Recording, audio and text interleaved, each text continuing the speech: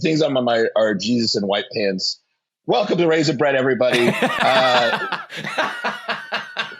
No, I know. We're back with another one. No, we're back. Yeah. Thank you for joining us. Like, subscribe, do all the things. I know that was an interesting way to introduce the podcast. I'm here with Ben, as always. Hi, Lovely everybody. to have you. Lovely to have you, Ben. Follow us at African Hodel. Follow Ben at Ben Sharp. It's spelled exactly Ben how it has sounds. words. Okay, so we've been doing this a year Leave now. that in, Eduardo. Leave that in. At some point in the near future, we are going to have a compilation video of every time Baz gets my Twitter handle wrong. It's Ben has words. He was one of the first people to commend me on how catchy and memorable it is. Very clever. And hasn't remembered it very once. Clever. Everything can be proven with facts and evidence. Wait, who said that? Who said that? That was recent. Somebody said that recent. Oh, it was a woman on Timcast where she said, you use specifics and facts to obscure. Do you remember that? To obscure. She meant it, though. She meant it. I said it because I was like, well, that's a ridiculous statement. But she also, believes... do you know something that is important about that? That is actually a great tactic in an argument. Like, there was another one. There was a British comedian. There's a British comedian called James Acaster who's got a book called Classic Scrapes, where he talks about various things in his life. And he talks about he was chatting to this woman that he was in. He had rented an apartment after a comedy gig, and this woman from the gig had come back with him. And she said, women are from Mars, women are from Venus and men are from Mars. And then he goes like, yeah, I've heard that. And then she goes, no, literally though. And so then they get into an argument about where men and women are from. And then he or she then, she says something and he goes, but that goes against what you just said. And she says, I'm allowed to contradict myself. And then he remarks, I'm allowed to contradict myself is probably the best phrase I've ever heard anyone use in an argument. Because once you give yourself permission to contradict yourself, and it's the same as this woman going like, yeah, you use facts and specifics to obscure. Is the most double think of all the double thinks in the history of double thinking. Like, that is so crazy. But anyway, to the topic at hand, white pants or trousers for the British. Yeah. First, I just want to say shout out to Eduardo. I called him Fernando because I'm racist. And no, you're not telling the full story. This is fake news. Eduardo's our new producer. Shout out to Eduardo. Baz was so convinced that he was called Fernando that he just shortened it to Fern. He went straight to nickname town. He got the express train to nickname town, and on our group chat is calling him Fern. And I'm sure Eduardo is reading that, going, "Who the is he talking about? Who is he talking about? Who's Fern?" And he texted me later, and he was like, "But we've known each other for so long now."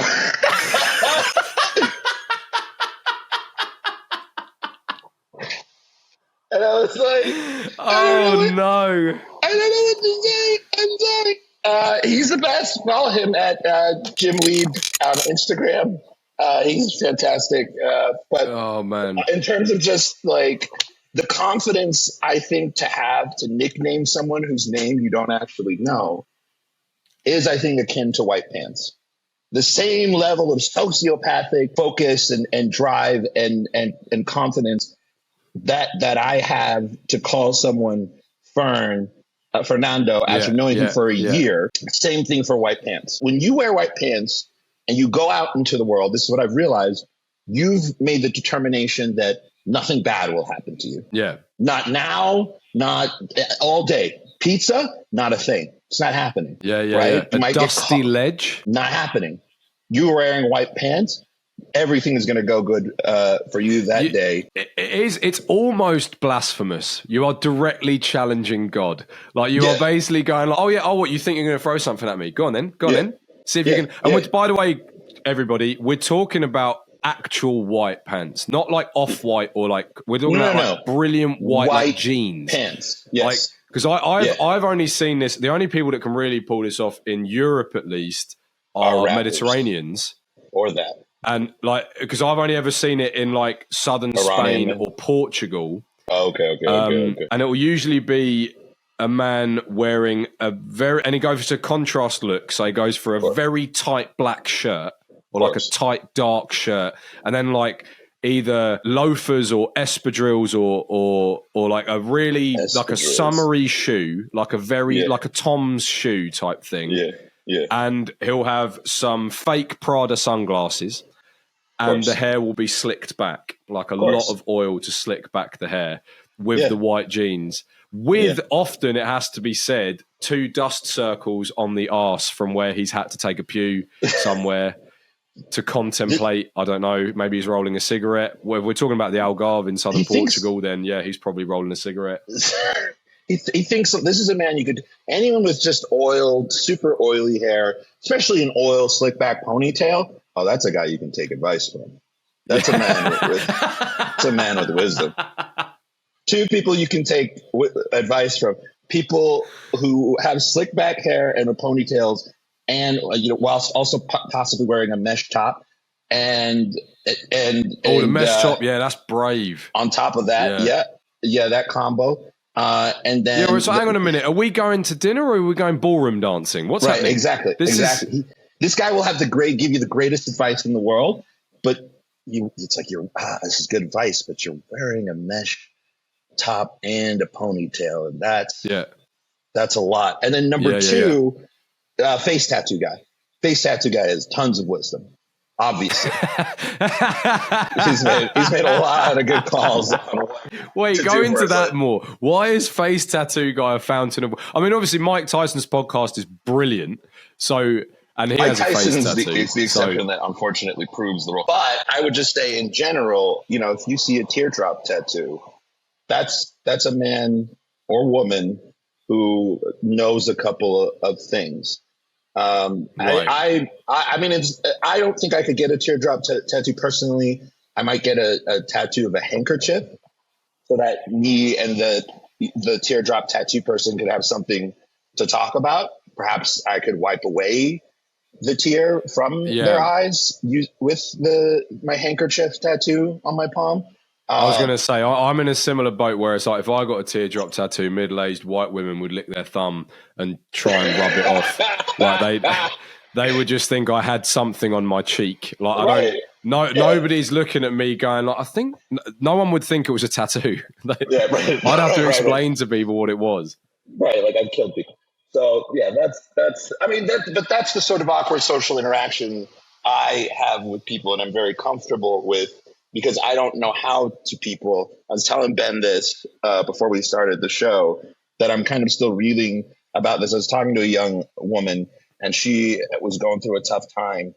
And she's talking about how, we're getting to an age where some people are ending themselves, right? And that's a rough topic. And I admit that is a tough topic. Now, that's the sort of one where the algorithm needs us to use a pseudonym, doesn't it? Right. And rolling credits. Exactly. So normal people, the way they would respond to that situation is they would say, "Oh wow, I feel," they would try to connect with this person. She asked me if I'd ever known someone who had ended themselves, and I have. And then instead of responding with compassion, understanding, an enlightened, thought that I developed over years, I responded, "Always a bridesmaid, never a bride," which is not the answer or the thing that she wanted to hear in that moment. I'm pretty sure, because she was quiet for like a while. She was very quiet. She was quiet, and we were both quiet. That's just one of like many moments of my head of just me just not knowing what to do. I think the thing that's so funny about that is when you dig further than skin deep into the analogy of always the bridesmaid, when you're talking about rolling the credits, it means that you've tried a lot. Ben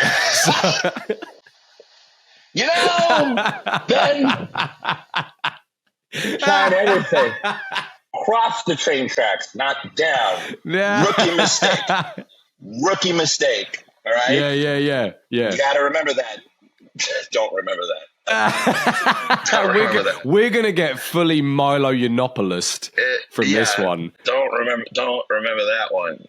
But it could be worse. I also had interaction with another woman this week who's proudly declared to me that she was a member of Slytherin. And I don't know what to do with that information. When she says a member, like, as in she's done a quiz on Facebook, or that's actually a great question. So, okay, for people who don't know, Slytherin's a house in Harry Potter, and there are tests out there that you can take so that you can see which house of Harry Potter you could be part of. Now, there's 4 houses: Gryffindor, Slytherin, Hufflepuff, Ravenclaw. That's the other one, right? You can be any one of those, and you can take an online test, Pottermore, any one of the official Harry Potter sites, and figure out what you are. Now, I have friends who are into Harry Potter, or as they're also known in the real world, they're known by another name, losers. Right. And so they're super into this stuff. And so you're being very polite. You could have gone so many ways with that. Yeah.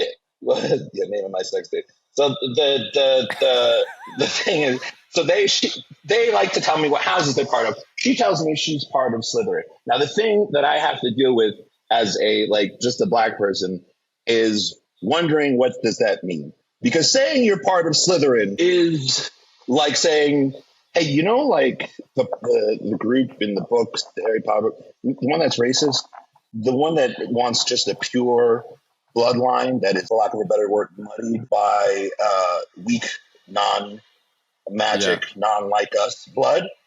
That's who I'd be part of. That's who I relate to the most. I relate most to those people, which is a wild thing to say. Because mudblood, even the phrase mudblood is you're just 2 skipping stones away from the N-word, honestly. That's not, we all, I read mudblood, but I'm like, this just means I know what this means. So, I don't know.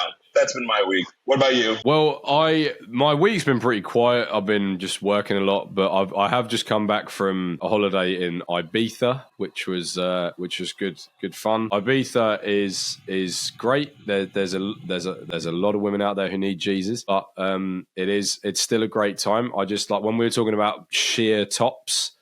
On that hypothetical gentleman wearing white jeans, there's a lot of sheer going on. There's a lot of these ladies. I don't know what you're doing with these bikinis where they're scrunched up, being consumed by your buttocks, because it just looks like it doesn't fit.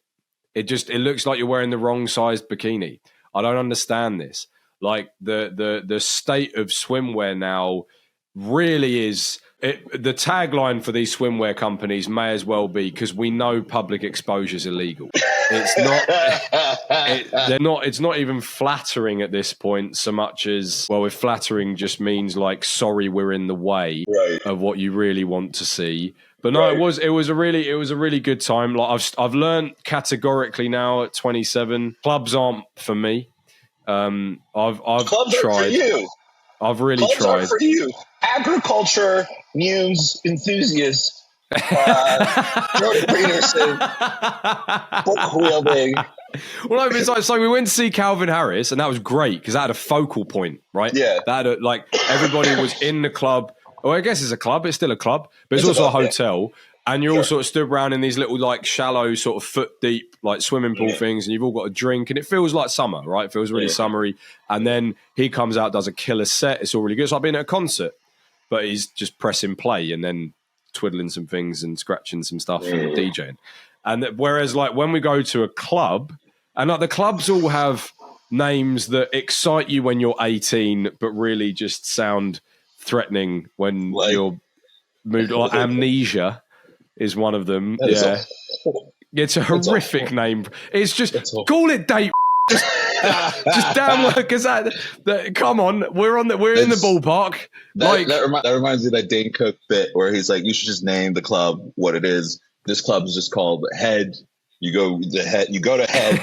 There's nothing but men there, and the guys are just like, where are all the chicks? This club Head, and they're all like, Well, they're all at TGI Lick My Pussy. That's where all the girls are, right? Like, TGI Lick My. So no, yeah, clubs need to. No, I'm with you. But it's just so, and it's like it's off like I don't know, it's off like a main road. Like I don't know what they call them in the States, but like a dual carriageway, like a highway. So it's just off a highway. Oh. And then, like in Ibiza, the cat. It was my first time in Ibiza. And by the way, for those of us who speak English, Ibiza is what he's trying to say. Go on, Ben. Oh yeah, Ibiza. Yeah. No, do you know what? No. Let's go off on a tangent for a bit. Welcome to Raisin Bread. Like the trouble I've got is there is this thing like since the war in Ukraine started, now everyone has to call the capital city Kyiv. Yeah. In 2020 it was Kiev. Yeah, but everyone now calls it Kyiv because that's how Ukrainians say it. Yeah, sure. The French call London Londres. I wouldn't correct them and go, actually it's London because they're French. I would. I know you would, yes. Them. Yeah, because you have that weird American thing where you don't like the French, which I feel like... It's not an American thing, it's an English thing too, don't you dare... It is, but weirdly, but like I feel like they're like our annoying neighbour. It makes more, it's with the Americans, it's like they gave you the Statue of Liberty and everything. They gave you gifts. Fuck them. What have you done for me lately? We're in Ibiza and you have to queue for a very long time to get into this club. And what's funny is I'm looking at all these people that a minute ago I was the same age as, but are now younger than me. And it's like, and they're so excited because the queue means it's the place to be. Whereas in the queue for me is just like, this is just time I could spend doing something else. And then I go in and there is like, I don't know, it's all just novelty, but there's no sort of substance to any of it. So there's these. The night was called Elro, and it was like it had these sort of mythical kind of. There was like a Buddha statue, but with Pac-Man's head with an evil smile, and it's all just these things. It's nice to know that art grads are getting work somewhere, but there's lots, and then like these two performers, and I use that word generously, hanging from bungee cords, just kind of bouncing up and down in the middle of the room. And and everyone is absolutely hemmed in. Which, by the way, Ibiza, however you say it, Ibiza club promoters, genius way of making money, which is they will just sell as many tickets as possible. You arrive there and you decide how many human rights violations you're willing to endure before you leave. Literally, I'm not talking about you were always touching somebody else. I'm talking about you were always pressed against somebody else. But because there are men in there on narcotics and alcohol, they still take that as an act of aggression. And so then, no. Well, Love It might be in a different club. But no, in this club, it was just, what are you, that's still getting in your face. And then I leave the club and the cabbies after midnight just sort of make up their prices because it's, well, what else are you going to do? And so, and they're charging €100 to take you 2 miles or in my case, 5 miles. And I know that because I ended up walking out of principle because I refused to pay for the taxi. So I walked 5 miles up a Spanish motorway in the middle of the night in the small hours. But I suppose like the most interesting and obscure thing that happened in Ibiza, and look, it's a great place, really good place to go on holiday. Like, but we went on a boat party, which was on like a big catamaran boat, and it was classic stuff, like classic sort of summer party island stuff. I'm sure the same happens on like Cancun and stuff like that in Cancun. And it was like, so you got big speakers, DJ. I think there's 120 people on board. They get the dance floor going, and everyone's sort of having a groove, like everyone's dancing. It's great, and they're cooking paella downstairs because that's what we're eating. Right. And it was so enjoyable. But then there's this oh god, we're gonna get in hot water again, aren't we? That's fine. But there's a Chinese lady leaning on the DJ deck, just sort of perusing the place, very short, probably early 20s, early to mid 20s. Is she Chinese or is she Asian? Chinese. She's Chinese. And you know this, okay? Because you probably I know this. So she's Chinese now. For me, whenever I see a young Chinese woman on her own, I tend to think she's a spy. That's correct. She had fake boobs, and so she's trying to look sexually alluring. And and I just get the idea that she might be working for the CCP. I just like the idea that you see an Asian person, it's like, they don't usually have boobs that big, so clearly something. Well, I'll be honest, that kind of was the first giveaway, because she was a very small human with a very small frame, and so you're there going, architecturally, you're like, this is unsound. The fire marshal, it's under like strain. word with you. Yeah, but then there's another man stood behind her who is just sort of nice looking, typical Chinese tourist looking man, like grey haired guy with like a graphic tee, some cargo shorts and some flip flops, and a DSLR camera hanging around his neck. And throughout the duration of this boat party, which is about 3 hours, she only ever referred to him as the photographer. Like, he was a nameless character in this movie. What was the name of the girl? The name of the girl, I don't know. Oh, hell with it. I can say the real name, can't I? Maggie. Maggie. Her name's Maggie. Okay. So Maggie has a name.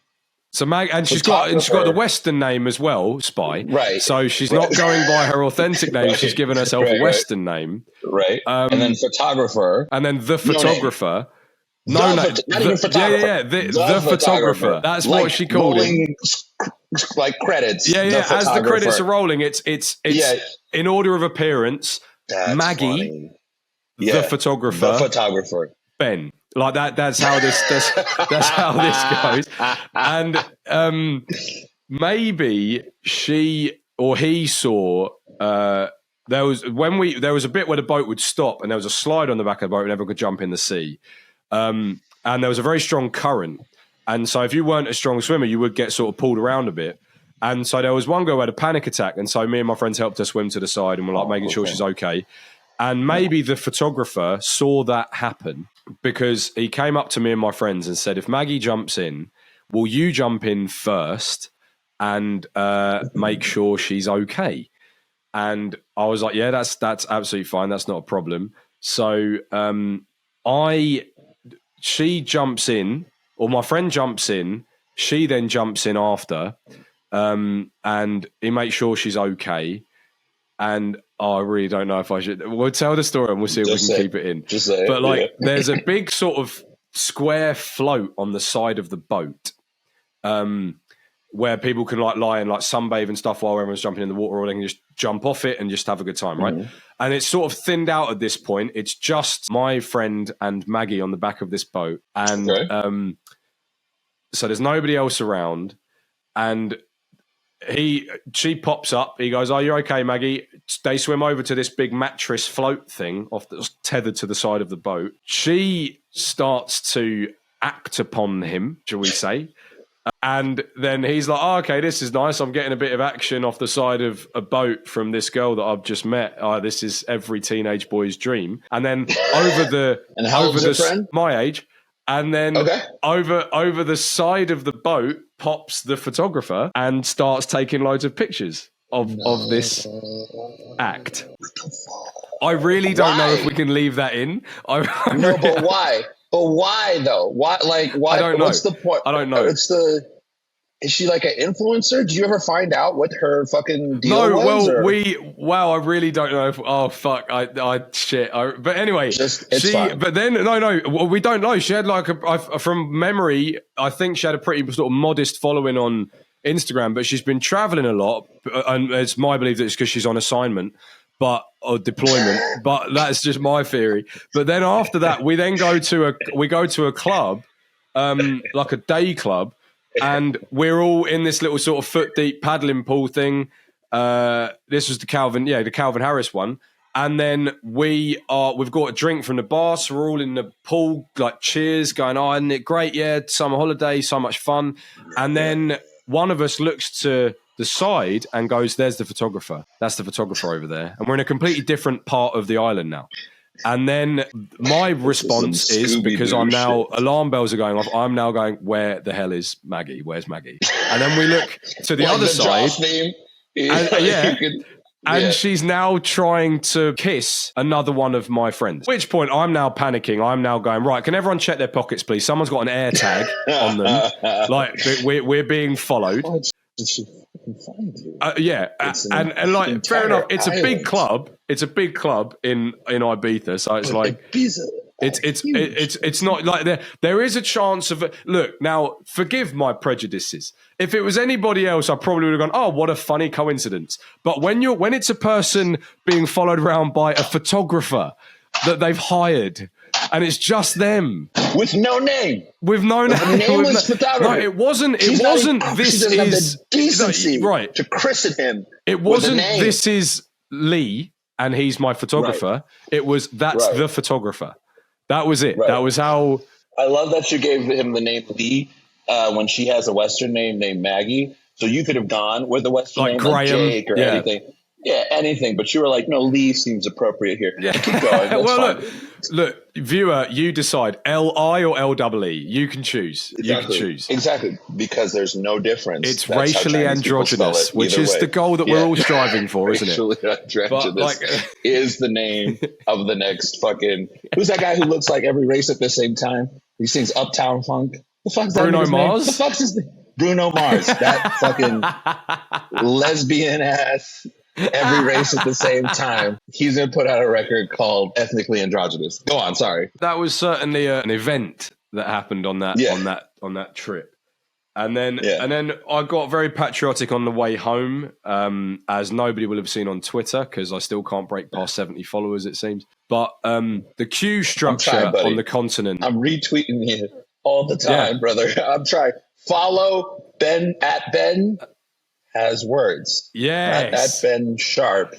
At Ben Has Words. Go on, sorry. The Brits were very proud of our ability to queue, and Sunday roasts. We're very proud of those two things. So, and in Spain, I hate to tell you guys, any Spanish viewers watching, we'll check the analytics to see how many there are. The queuing on the continent is atrocious, and you're not helping that stereotype. We had people tripping over bags. Well, there was queues overlapping. There was queues crossing. Nobody knew where a queue started, where it ended. And in England, you just follow the tut. So if you find... you guys queue up during riots, which I think is the funniest There's literally thing. a video, which I think we should share. We need to superimpose that video because it's so funny. Please put a picture up of an English riot with people queuing up to steal from a store. So literally there is... shop front on a high street, on a British high street, and there is a window that's been caved in, and there are people still with bandanas and balaclavas on, but waiting for like a one-in, one-out system. So somebody comes out having looted with loads of trainers under their arms, like sneakers and sportswear, and then so only after he has exited does the next person go in to loot. Well, you don't want to be rude. This is a riot, and there should be order. Yeah. There's a riot, but there's limits. Like we're rioting, but we're not uncouth. This is Like, what do you think this is? This is and there is something like, because in the UK, if you've accidentally not gone to the back of the queue, you know if you join in the middle of the queue because you just follow the tut. So somebody will go, and then you can walk past them. And you know, and when that is the most passive aggressive English shit. Just everybody is primed in. They're like, we all know what that means. But you can then walk down the queue, and you'll hear the. And then once that stops, now you know you're at the back of the queue. So that's how you can, like a blind person. Funny. How accessible are we? We have a strategy in place to help blind people find the back of the queue. Like it really. Look, God save the king is all that. It's something to be proud of. It's very polite. I fucking love that. That's so funny. Y'all be queuing for I mean, you guys do the funniest. Is it true that you, as like when the queen is still alive, that as the prime minister, you have to walk up to her if you lose and tell her who the next prime minister is? Is that a thing? Now that I don't know about. You have to ask her permission to call an election, even when an election is scheduled. So we I think it's next year, because it's the same year as the US, which is unusual because our ones normally are every 5 years, not every 4. So next year, a general election has to happen, and the sitting prime minister still has to ask the king permission. Okay. That's fine. But again, I just like the idea of a man who's lost an election having to walk up to an old woman and having to tell her that he's lost an election. I want to Google that right now. I think that's true. Google it, but I'm pretty sure it's true because in my head, I just imagine the queen just being like waiting for, I don't know who, I don't know, Brownstone, where the fuck y'all have fucking Harry Potter, Game of Thrones last names anyways. So fucking Prime Minister Brownstone comes in and she's just there rubbing her nipples, just going, "Oh, say his name! How dare you? Say, is it too soon? Say his name! Say his name!" And the guy has to be like, I say, Lord, what? And then he's like, I say, it's Lord, what? And then she's like, I say, it's Lord, what? Say it with your chest, little nigger. Because that's how I imagine the queen speaks to prime ministers. And I just like that. That's the image that I have. So I can't find any proof that is what has to happen. It's the winning prime minister. I'm pretty sure that's true. The losing prime minister has to go in and tell her that he's lost and eat one of her corgis. So that was tradition. Yeah. Right. See, now this is the thing. Like, I don't know whether, because of course the Queen reigned for such a long time, I don't know whether the corgis are a royal thing or a queen thing, and whether Charles is now going to say we're upgrading to bloodhounds or something. Like if he's able to do that. I think corgis are the ultimate just demonstration and display of power. So I think it is. Why? Because they've got big butts, Ben. They have big Kim Kardashian like asses. Their entire Instagram, there's an Instagram ecosystem dedicated. I'm not kidding. Dedicated to go search this. I don't care. Go look it up. Corgi butts, and they have millions of followers. And in this ass obsessed world of ours, that is currency, Ben. And so I thought that you were going to say that it's a display of power because they're kind of useless at being dogs, and that nothing says power more than look how compromised I am, and yet I'm still more important than you. And it's because and probably better than you, Because the corgis, because they were bred that way to go down badger sets and tunnels to like hunt, and that's why they all have little legs. But it's like. But even so, like now, like I don't know, it's not guard dog, is it? It's anyway. Look, we're getting off topic. We actually had an itinerary that we were going to discuss. What? Young men more likely to be conservative. I don't know why. There's lots of reasons as to why this can be, but to be honest with you, probably one of the most concerning things I've seen in a while in American recent political history, to be honest with you, because it means more division. It means more division. Yeah. Because it's divided on sex lines, right? Like, as in young women of the same generation are still more likely to be liberal. Yeah, I mean, they're more likely to be. Now, here's the thing about the history of this stuff. It's been like where people's political allegiances lie as young people has sort of fluctuated throughout history. It's not, always been strictly liberal. It's not always been strictly conservative. What is new, however, is this division along gender lines, this gender polarization. And that has honestly gotten me very alarmed, because that just means the more we're sort of trapped in these echo chambers. I mean, we're just becoming more and more and more and more polarized. Right, like there doesn't seem to be any slowing down, and the fact that it's divided along gendered lines means that, there's research that shows that if you are to declare yourself a conservative, you are less likely to, marry someone who is, or not conservative. If you are a liberal, you're less likely to marry somebody who's conservative. Well, whereas the inverse isn't true. Yeah, right. And like polarization is just, red versus blue. It's the easiest form to discuss, but in the reality, the way that polarization really affects our lives is all these like little ways. right? Yeah. Like that we start to hate each other, like from dating preferences to where will you live to like what type of car will you buy, which school will your kids go to. So it actually divides us in a more fundamental way, I think, than we tend to realize. And I've often said that polarization today is best understood by, I mean, did you go to college or not? Yeah. Did you go to college or not? Who doesn't go to college? Young men. Who does go to college? Young women. Yeah. So you're much more likely to vote Democrat if you didn't statistically, if you statistically went to college. You're more likely to support Trump. There's exceptions, right? But it's just increasingly another factor. Like if you could actually, there's a weird image coming that if only, that you can see from voting maps that if only women voted, Democrats would win by a huge margin. If only men voted, the same thing would happen for Republicans. Right. So once again, there's important exceptions to this rule. But the more that is true, the bigger problems you're going to have. In fact, the more I'm looking at this, the more I'm realizing we've never been less racially polarized as a country, which is not a bad thing. But within races, we're actually less racially polarized or more racially polarized. We're less racially polarized than we've ever been. But within races, we're actually polarized amongst very different lines, right? So like Latino voters, for example, the two big predictors for a Latino voting for Trump is, did you go to college or not? And are you a man or a woman?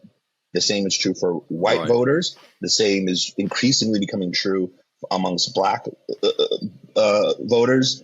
It's this culture, I think, that's, who's the guy who said that culture is, or politics moves downstream culture? Probably Breitbart. I think it was Andrew Breitbart. Yeah. Well, I mean, I don't know.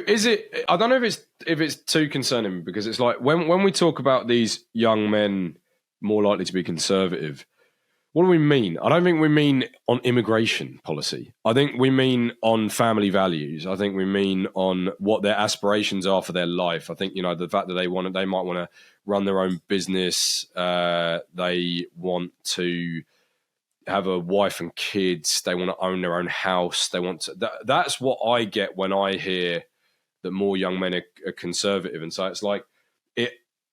And the reason why I say that sort of optimistically is because that to me doesn't necessarily suggest division politically so much, as in, you're probably still more likely to vote Republican because they're going to represent your values maybe a bit better.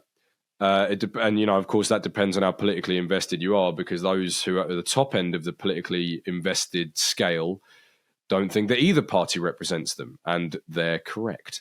But it's like the point being, or the overarching point being, is like, I don't think it's not conservative necessarily politically, even though I'm sure that's what the poll was. It's conservative principally, like, and that really is the important point. Like, for example, I remember hearing Ben Shapiro do a talk where this young lad, he was in a university, because that's where he spawns, and there was a young guy asking him like, and he did it in a very sort of fun way, where he goes, I have a friend who is dating a very liberal girl. Is there any hope for my friend, or should he cut his losses now, sort of thing? And Ben Shapiro goes like, well, it depends on whether it's principles or politics. Because if it's politics, that's fine. That's a veneer over the top.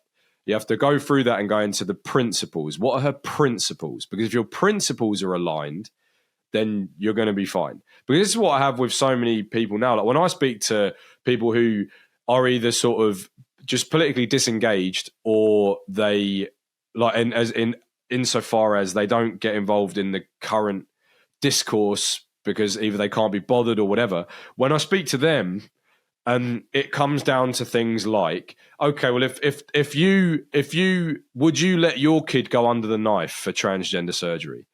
It's almost unanimous no.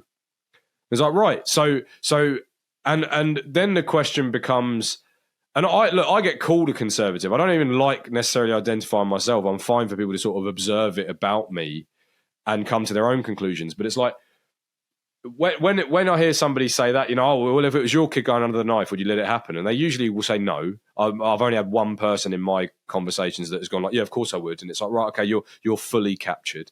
And it's like, but when it's these people, everyone else going like, no, absolutely not. It's like, right, so how liberal are you? You're liberal principally, maybe, like you believe in the whole kind of live and let live thing, and then you're sitting there and you're going, well, you're actually now cutting flesh.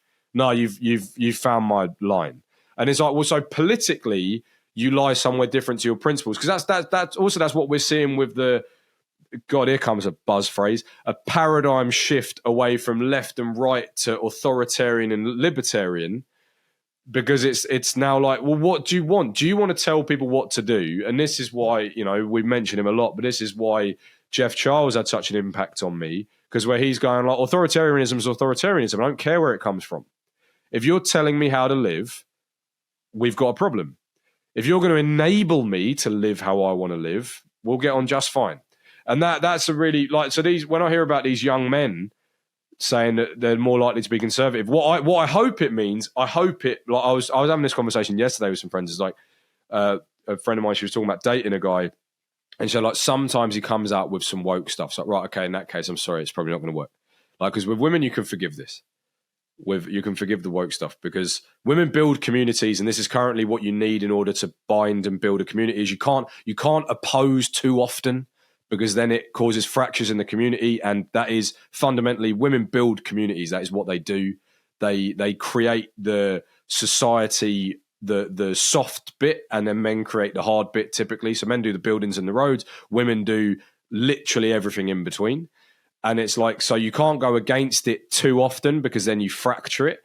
But then so if a woman is sort of going along with some of the woke stuff, despite the fact that she doesn't really subscribe to it, it's like, okay, I think you need to address that, because it could get out of hand, but fine.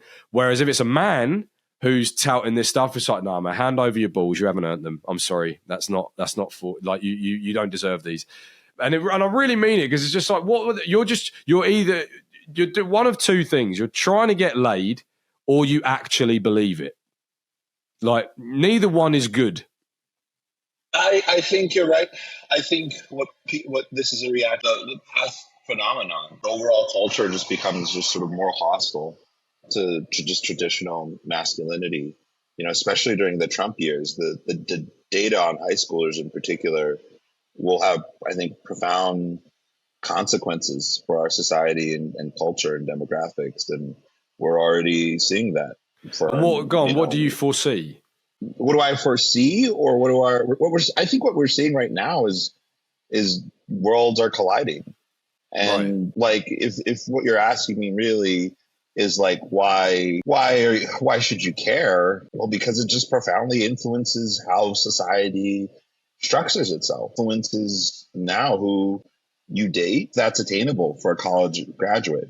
On average, college graduates are less likely to date someone who is quote unquote a Republican than the average American. And it jumps up to 65% for the term, quote, is a Trump supporter. So you are right. You're absolutely right. As in, like we've talked about this before, like when we've spoken about dating apps and what have you. Like when I was on the dating apps, I would see a lot like you on Hinge, where it has the prompt, "Don't go out with me if," and then so many times I would see, "You're a Tory," which is the British equivalent of basically of saying you're a Republican. Yeah. And it's like, but I never saw the inverse. And the other thing is, like, whenever I'd look through my male friends' profiles, men, it's not a preoccupation. It's not something that men give a toss about. They're not sitting there going, "Oh, I won't go out with you if you're left wing." They don't care. They just want to go on a date and find out what you're like as a person. And it's the same with, like, you and I have experienced this firsthand, where people, like, I had it with my job when I lost my job, and I'm sitting there going, "Isn't it crazy? I disagree with you as much as you disagree with me, and yet I still think you should be allowed to work, but you don't think I should be allowed to work." That's weird. That disparity. And also it goes back to the Harry Potter thing we were talking about earlier. It's like, that's the whole mudblood thing. Yeah. I'm tainted, therefore I'm to be thrown to the curb. Whereas it's like, I'm sitting there going, like, "No, I think you're wrong. I disagree with you. And I still really like working with you, or I still really want to go on a date with you," or whatever. It doesn't matter. Like, this pervasive puritanism, like, because I think I'm maybe slightly more optimistic than you about the future. Yeah. No, but no, it's you are. also, but it's like, I guess I'm more optimistic about it. But it's like, because eventually, when I hear about young men being more conservative, what I actually interpret from that is young men being more steadfast and being more stoic and being prepared to stand their ground, which is actually what we need. What we need is not pushovers, because you can be as feminist as you want. You don't want a weak man. Of course, there are some absolute crazies out there with septum rings who do, but for the most part, they don't. They actually want a strong man. They want somebody they can depend on. And so, when I hear that more young men are conservative, I don't take it from the politics side at all. I just look at it from the principles side. I think you're right. I think that's that. If the researchers, and I'm going to try to invite these researchers. They're from UMich. Yeah. I have a good relationship with UMich. Try to see if we can get them on the show. And I just want to make this clear, right? Like, if you want to be single, do your thing, right? The data just tells us that the people who are single longer and throughout their lives are just often less happier. If you're a woman, the likelihood of you being unhappy dramatically increases. Yeah. Less likely to report all these factors, by the way, more likely to influence women. That's the irony of all this. Less likely to report satisfaction in life, suffer from health problems, etc. And, a lot of other key metrics. Now, there's some things that we can do. I don't want to make it doom and gloom. Richard has some pretty great ideas. One day. One day, when we're big, I'm not gonna. Richard, it's gonna happen. It's gonna happen. I've started harassing him on Twitter. I'm just like, Richard, I was into you before everyone else was, right? Remember when the book came out and I met you? Yeah. It's fine. Because I'm small then. Other people are mature. I am not. I am a grown man Anyways, doesn't matter. But he has good ideas. Richard has great ideas. Well, there are some, but it's also like, go on. I was just going to say, he has ideas about how to stop gender imbalances in schools and higher ed. But it goes deeper. The culture is, I think, telling them that they're not wanted, and they're responding accordingly. By becoming both less desirable as mates, becoming self-loathing and angry, and then with the internet as a vehicle for the left sort of antichrist, Andrew Tate, who's a symptom of the disease they've perceived. Right. Yeah. And they're not the actual problem. Right. No, you're right. And yes, they're a symptom. They're an output, not an input. And that is a very clear. They're a bug, not a feature. And that really is an important distinction. But it's like, I don't know. I'm trying to sort of identify where it is that my optimism about it comes from. But it's more like I want to see people living authentically. Like, trouble is, I really do believe, like, you and I did stand up, right? And you and I grew up when we revered stand-ups growing up, most of whom were left wing, and at the time they spoke truth to power. Correct. And when now they speak, I don't know if this really works as flipping on its head, but they speak power to truth. Like, they just try and overpower the truth. And there are some that don't. There are some that are great, and those are the ones that you and I watch. Those are the ones that you and I revere now. And that is maybe just one of the things that makes me optimistic, is like, we're seeing a culture shift. Yes, and we're seeing we're seeing, it's not even the culture shift, it's the culture dig its heels in and go, no, we kind of like where we are, and this is fine. It's like, because that's all like, so these guys are conservative in the most literal sense of the word. They just want to conserve what's here. They want to conserve the good stuff that we have. And if people are, have a problem with this, I wish they would provide answers. I bring this up all the time. Whenever I get into arguments with my left-wing friends about this stuff, they're like, oh, so you love Andrew Tate, as if that was the crux of whatever discussion we were having. I'm indifferent to Tate. There's things I agree with. that he says. There's things I don't agree with. Nuance. Right. Who'd have thought? What I know. Hashtag nuance. Well, shout out to the nuance, bro. Yeah. He's still doing his thing. What really kind of stops them in their tracks is when I ask them, okay, whom on the left should young men look up to? Right. Deafening silence. Yeah. Well, because, but then they have their get out clause, which is that there shouldn't be any separation of young men and young women. Like, we should be raising them exactly the same in identity. We've reached a point now culturally where you can see, especially those on the left, starting to realize, mostly women, young men are suffering a problem. Now, men have been talking about these problems for, 30, 40 years. It's fine. And it's only just now we're talking about it because women are starting to notice, hey, I don't really have many dating opportunities. And men seem to be disinterested in associating with me. What's going on? And it's like, okay, well, you can't have that concern and not offer something to these young men, especially when you've bombarded them with these complex and not necessarily sophisticated ideas of what masculinity could be. You have ideas of what you think masculinity is, and those are mostly destructive and put a person in a position, or a young man in a position where they don't actually know what is good and what is bad, right? Yeah. And yet you say, and then simultaneously you demand them to man up, and I find that to be an unfair, proposition. Well, yeah, because there's a silent bit to that, because it's man up, but not like that, right? Man up, but like how I want you to man up. And that's just not going to work. So you need to offer something, or this problem is going to get much, much worse than. But it's only going to get worse for them. This is maybe where my optimism comes from. It's because it's not like, Matt Walsh jokes a lot where he says, like, if nothing else, conservatives will win because we will outbreed you.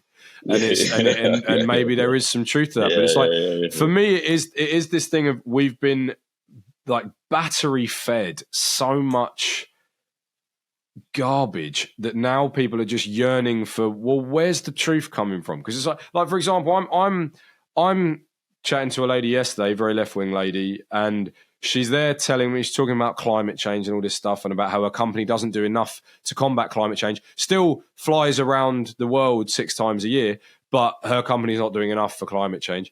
And it's just like, and that again, so that speaks to the platitude that it's someone else's responsibility, not mine. It needs to be government fiat. Until it's government fiat, I'm not listening. And then the other one is about everyone. We were talking about tax, and she says, but don't you think everyone should pay their... I said that I believe that, speaking from the British perspective, I believe that the citizens of Britain know what to do with their money better than the government knows what to do with their money. She then goes, don't you think everyone should pay their fair share, though? And I'm like, yeah, sure, but define fair share. Later on in the conversation, she's telling me about how good her accountant is at helping her avoid paying tax. And so it's like, but the only bit that I've got a problem with is the hypocrisy. Because it's like, I'm not calling foul on you efficiently avoiding tax, because it's my view that you earned the money, it's yours, keep it. Like, okay, maybe we should give away a certain amount, maybe fine. If we have open source, like Alan Roberts says this all the time, the MF in COO, at the MF in COO, go follow him because he's great. And he said it on our stream on Friday, where he was like, look, apart from the movements of active troops, the government should tell us exactly what they're doing all the time. Right. Like, we should know where every penny of taxation is going. Because and it should be in a digestible way. Yes. It shouldn't be in a 3,000-page dossier. Right. It should be in a 3,000-word bulletin. Or create, scientists have abstracts for their research. Give us an abstract. Yeah, that's very true. Give us an abstract. Yeah. You're Harvard, Princeton, etc. ChatGPT. Digest this into 500 words.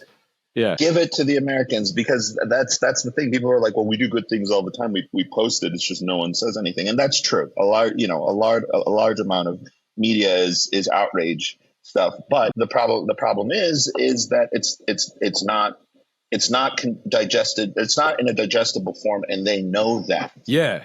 And they take advantage of that. And you can't simultaneously complain, we do good things, just no one talks about it, and then not present information in a form that is updated for the modern age. Well, this is where one of the criticisms that gets leveled at me is that I'm too Thatcherite.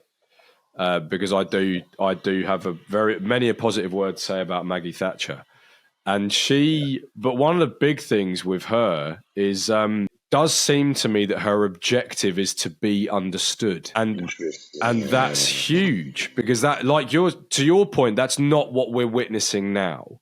Like this lady that I was speaking to yesterday, lovely lady, but it's so evident in the way that she spoke and what we were talking about. Like, for example, when she says about taxation and everyone should pay their fair share, and I'm there going, I think people know what to do with their money better than being bossed around what to do with it. And she goes, well, there's a lot of precedent that says that's not true. It's like, what you mean by that, what's implicit when you say that is, I know how to spend their money better than they do. That's what you're saying. You believe that they're dumber than you or they're less competent than you, which might even be true, but it's such an arrogant precedent from the outset to think that you're that much better than your next man. Again, Jordan Peterson famously said it. When you get someone who says that wasn't real Marxism, and he goes, I know what that means. That means you know better. Yeah, that means if you were the dictator, you'd have ushered in the utopia.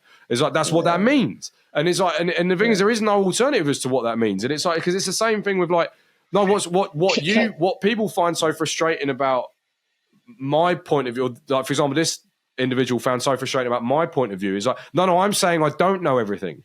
I'm saying leave it to the individual person to manage their own life. Give them the tools and the ability to manage their own life.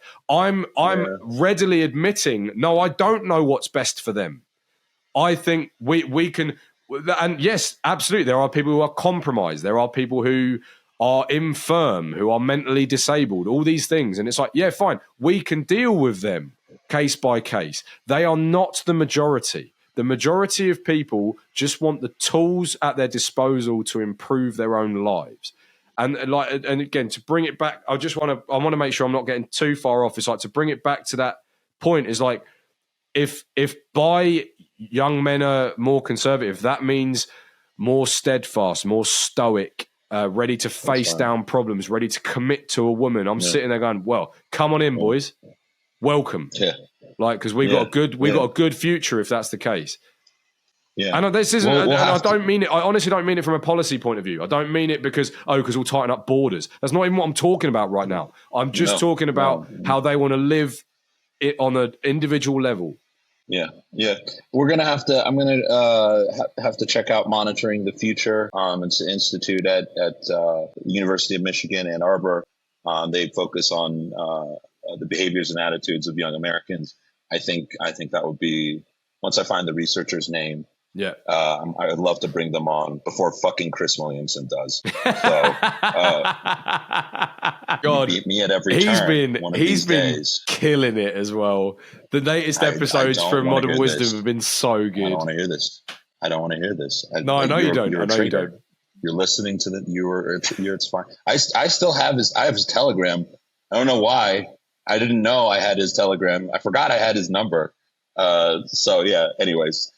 Fuck you, Chris. And by that, I mean, I love you. Yeah, exactly. Keep doing the great work, but also fuck you. Yeah. So no, that would be a great discussion to have. And one last thing I want to say, I find it really ironic that the group that says it values people's sort of position or capacity for a choice, especially in the context of things like, sex assignment surgery, will trust people with that decision, but do not trust people with the decision of what to do with their money. Their own money, Their own money, which is arguably just as consequential or just as significant a choice. And oh man, we need to do an episode on CBDCs, because I got into the weeds of that with these guys that I met up with yesterday. Oh my God. And how they were going, but it's going to be really convenient. It's like, for who? Who's it going to be convenient for? I saw a video of a woman the other day who was able to pay for her Whole Foods account by just putting her hand on I've seen that video. Yeah. What is it? Is it her handprint or something? I don't know what it is, but it is terrifying, and I don't like it. I don't like it. She was like, "Oh my God, this is amazing." I was like, "This is not amazing, bitch. No. This is not good at all. No, like, exactly. This is bad." So, but anyways, at least it's not as bad as, someone who endorses body positivity for nearly a decade and ends up being actually anti-body positivity. Yeah. It's only her. Only Liz. I'm talking, of course, about Lizo. That's the French pronunciation. Yeah. Lizo, if you don't know her, is a young woman. She's that young. You can't tell with the weight. Who is seen largely as an icon of the body positivity movement, and recently has been sued by her former dancers for certain items, such as making her dancers sort of uncomfortable in sexual situations, including forcing a dancer to eat a banana out of let's call it a stripper, an orifice, an entertainer's orifice, yes, and telling her dancers they were too fat to dance with it. You might be thinking to yourself, Lizzo is telling other people. Yes, yeah. Lizzo is telling other people that they're too fat to dance with her. And that has made my week. The past 2 weeks, I have just been on cloud nine. This is everything. Well, it's proof positive that her size and weight and incumbent health problems are a brand.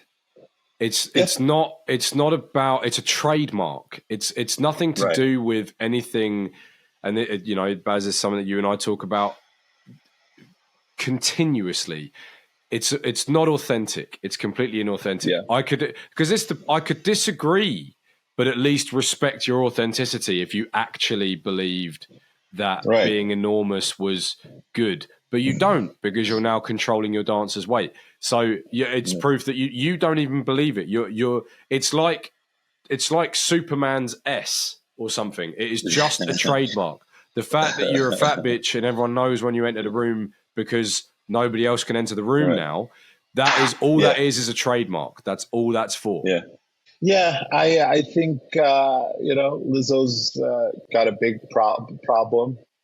She's got a lot on her plate. Yeah, she's carrying a heavy load. This is weighing heavily on her. Yeah. And I don't want to necessarily make jokes at her expense, but I think it's going to weigh her down for quite Come on, you're time. stretching it now. Yeah, I mean, I could go. I could keep going. I mean, I think that you could say we're bursting at the seams with jokes at this point. Well, I don't know. I don't want to get a fat head. You know what I mean? I want to make sure that want to stay humble. I want to stay, down to earth, grounded. Grounded, heavily grounded. So heavily grounded. Yeah. I'm myself. That's the end of that. That's the end of that joke.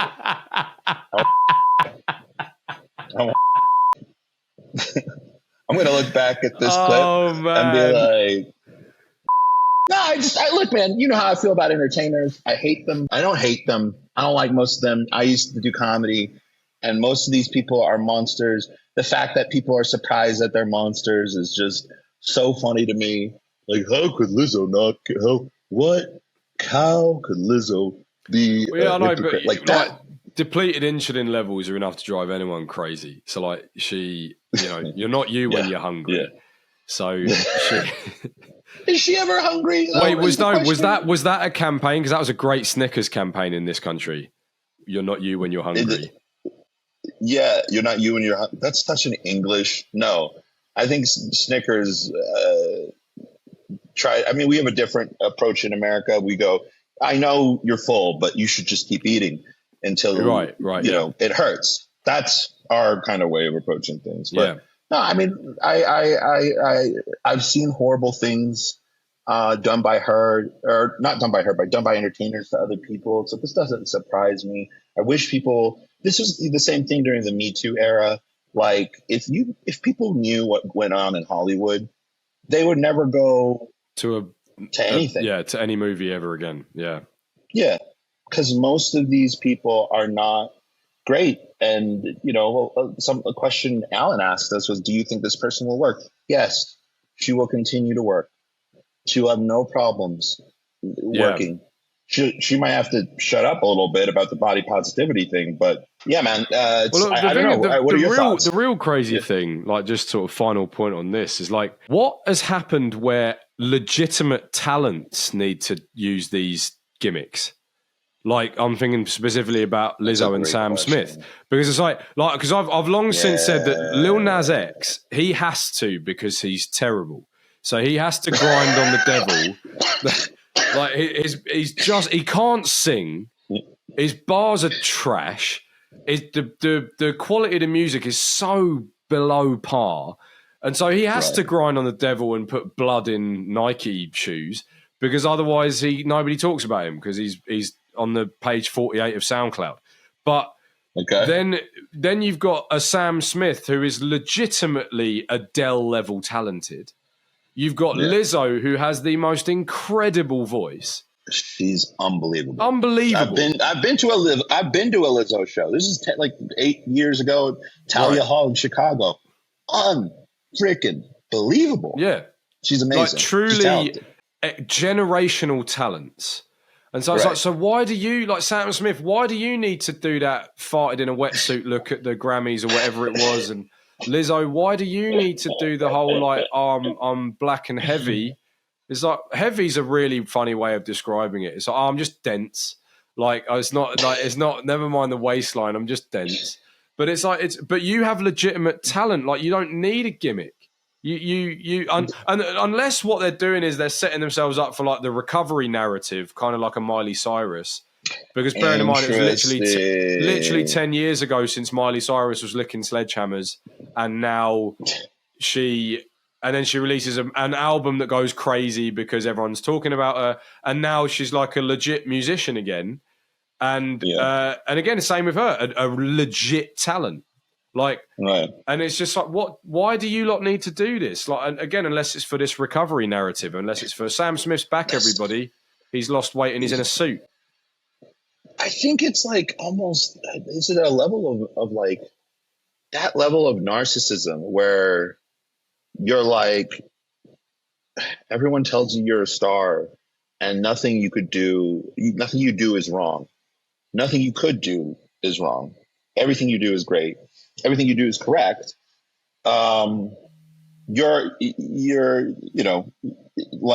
you're finding that this narrative is helping you gain even more fans. Like, what if I observe these, political ideas? I'm going to get more attention. I'm going to get more love. I'm going to get more fame. That, like, to reach that level, you already have to have this crazy level of narcissism. Right. So you're just going to want more. Yeah. And for more. sure.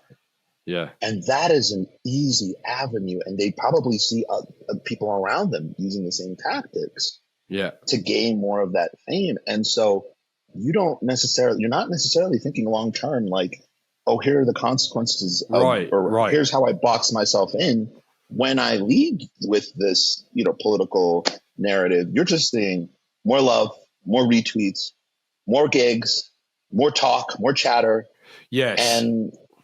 And that feeds the beast. You're not looking at your life across time. You're not, which, is one of the predictors of success, isn't it? Is like, how far in the future are you willing to forego instant gratification for future gratification? And it's like, and these guys are immediately grab, whatever. Because like you say about being in entertainment, it's like it is amazing what people won't do. That list is incredibly short, if it exists at all, of what they won't do to get that leg up. And it's like, but the thing is we've had big singers in the past but it wasn't their identity. Their identity was their talent. And this is what's so bizarre, is it's like, I can understand like the fat acceptance people on TikTok, because they're TikTokers. They don't have a real job.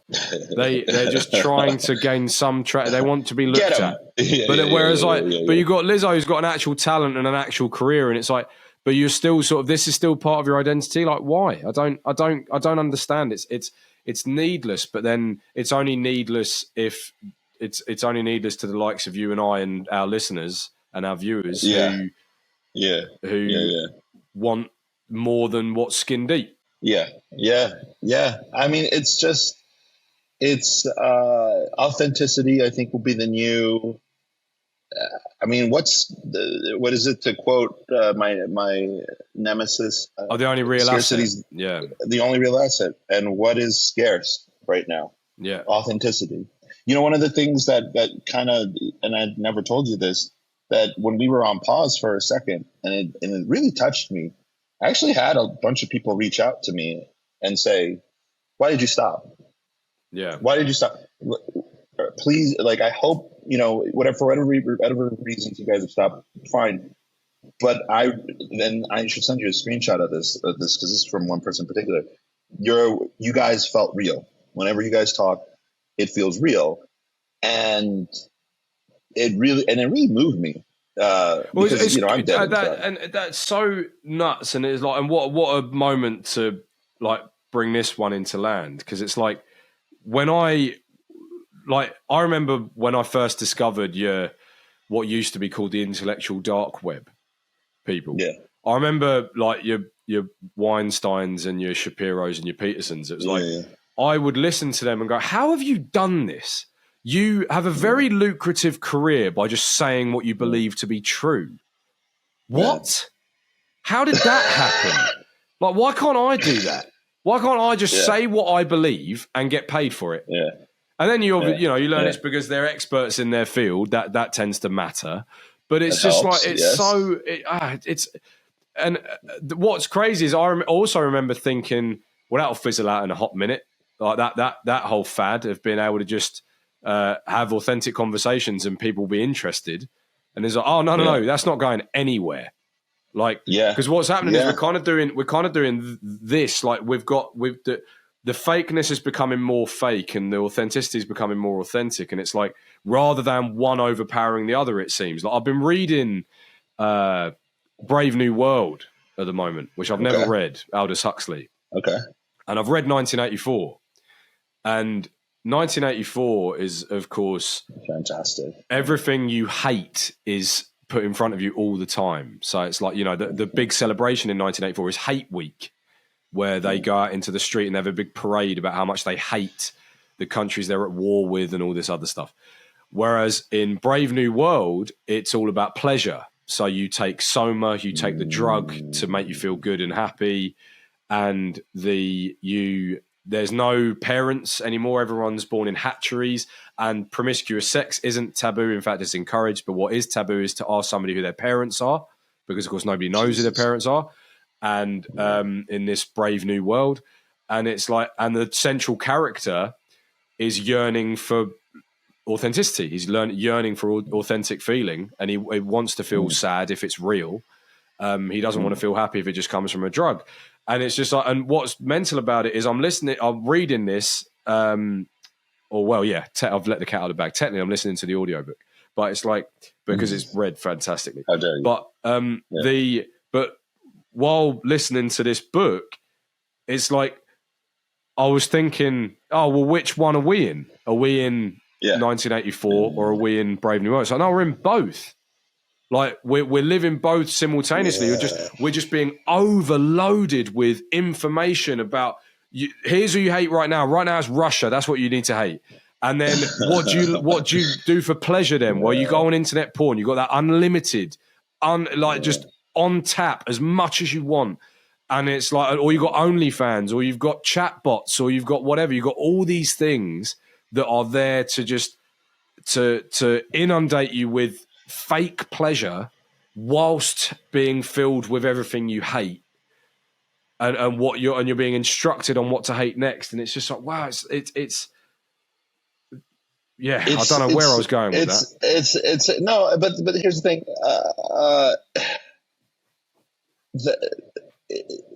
It's the only way, God, and it's one of the ways I feel like that's how you get young men to sort of check out.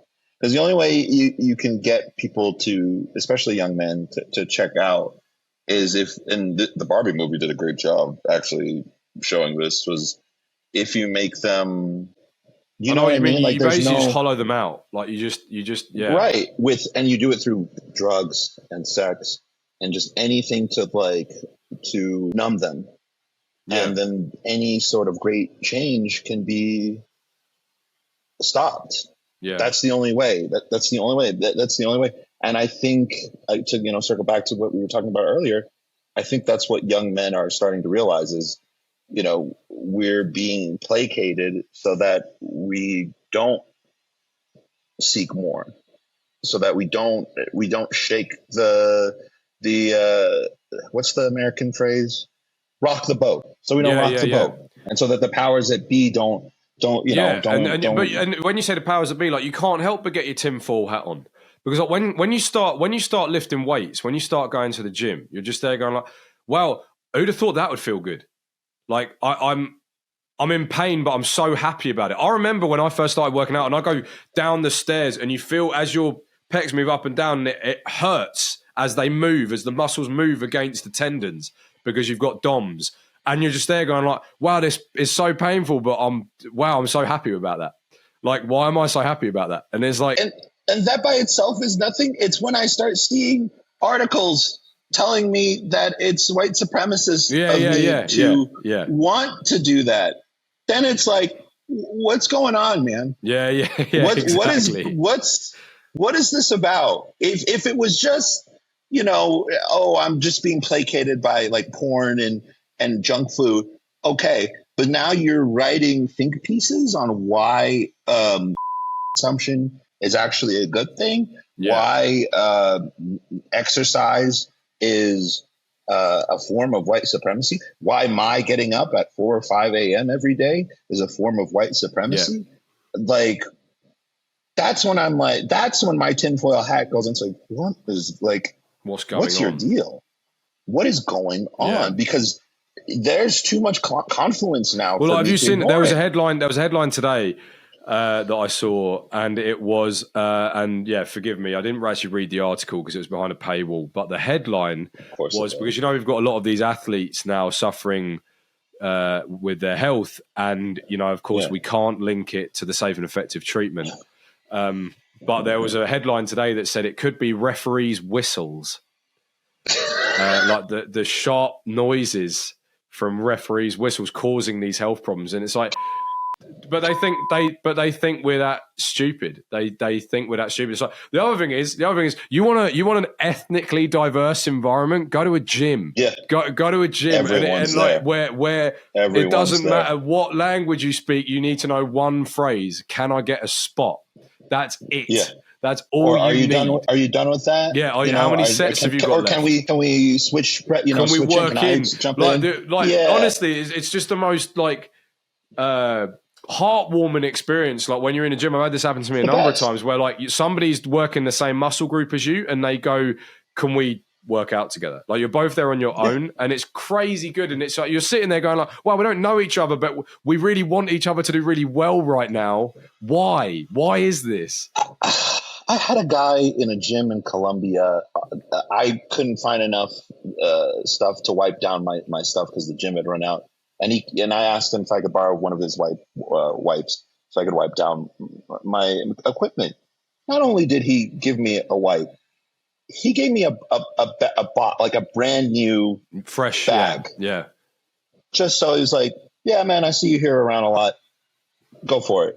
I'm glad that you want to keep the gym up just like I want to keep the gym up. So, and it was just like, yeah, man, that's you don't see that. You don't get interactions like that in our day-to-day lives, especially as if you're an American. My God, if you're an American, when are you getting where are you getting context like that to interact with people, especially other men? Suddenly I've made a friend. Yeah. Right. Now we get to talk. Now we have reason to like all these things that form community and form discipline.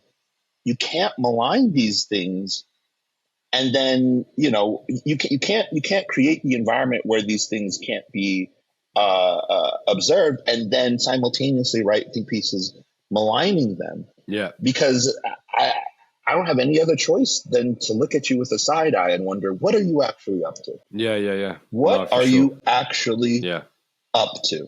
Yeah. Right. So that's my thoughts on that. I think we've hit pretty long. We've given a lot for not Fernando. Yeah. You know what? I might just give him a different name every single time. Yeah, Fernie. Yeah. What about Francisco? I like Francisco, or just different Portuguese. Santiago, when you edit this, and I'm sure he's going to put something pithy, just, make sure, it's cut up pretty tight. But anyways, guys, thanks so much for joining us. Another episode of Raisin Bread. Like, subscribe, follow us on every platform. Every platform at Raisin Bread Talk. We're coming back. I'm slowly but surely coming back, setting all the systems up. We just got an amazing guest. I'm so excited about. Don't reveal it. Don't reveal it. I'll just say this: one of the greatest comedians of all time. So I'll say that, and I'll bet he'll hate that you said that as well. He will laugh and say that's not true. He is a liar. So keep up with us to see that update, and we'll see you guys next time. Thanks, everybody. See you later.